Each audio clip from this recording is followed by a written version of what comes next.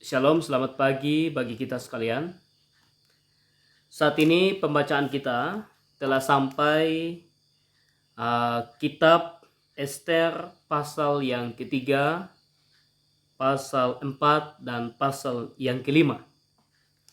Dan fokus pembacaan perenungan kita yaitu terdapat di dalam pasal yang ketiga.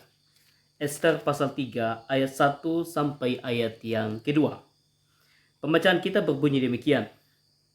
Sesudah peristiwa-peristiwa ini, maka Haman bin Hamedata, orang Agag, dikarunialah kebesaran oleh Raja Ahasveros, dan pangkatnya dinaikkan, serta kedudukannya ditetapkan di atas semua pembesar yang ada di hadapan Baginda.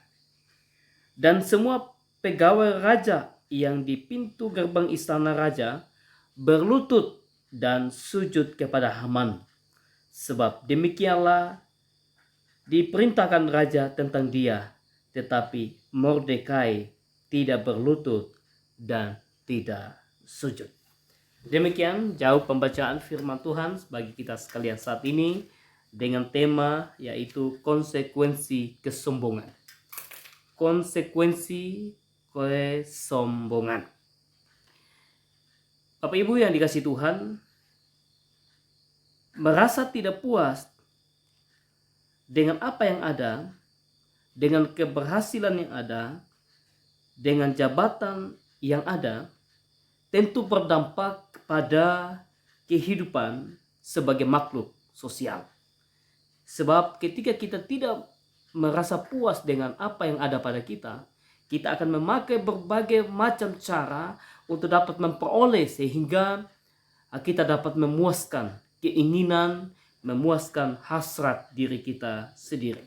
Maka acap kali orang yang sombong, orang yang tidak puas dengan apa yang ada padanya, akan menggunakan berbagai cara agar orang lain disingkirkan dan dirinya yang tetap yang terbaik. Dalam pembacaan kita kali ini, kita menjumpai sosok Haman yang diberikan jabatan oleh Raja Ahasveros saat itu, dan jabatan yang diperolehnya menjadikan dia tidak tahu diri. Ya. Seolah-olah dia seperti raja yang perlu menerima penghormatan yang paling besar. Jabatan yang dimiliki oleh Haman menjadikan dia sebagai seorang yang tidak puas dengan kekuasaan yang ada pada dia. Ia dendam kepada Mordekai saat itu yang tidak ikut menyembahnya, yang tidak ikut berlutut di hadapannya. Haman sakit hati dan merasa ia terhina atas tindakan daripada Mordekai.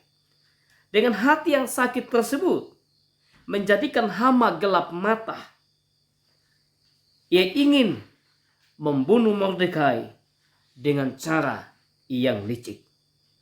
Namun di dalam perjalanan hidup daripada Haman, ternyata kesombongannya mendatangkan konsekuensi, yaitu kematian. Jadi melalui kisah yang kita boleh renungkan ini saudara, kita dapat mengambil hikmahnya, yaitu ketika kita diberikan jabatan, ketika kita diberikan sebuah kesempatan yang besar, maka marilah dengan rendah hati kita melayani, kita memakai jabatan itu tanpa harus menjatuhkan orang lain, tanpa harus menyingkirkan orang lain. Karena ketika kita dikasih kepercayaan, Tuhan mau kita melayani dia dengan tulus dan penuh dengan sukacita. Tuhan Yesus memberkati kita. Selamat melayani pagi ini sampai seterusnya. Shalom.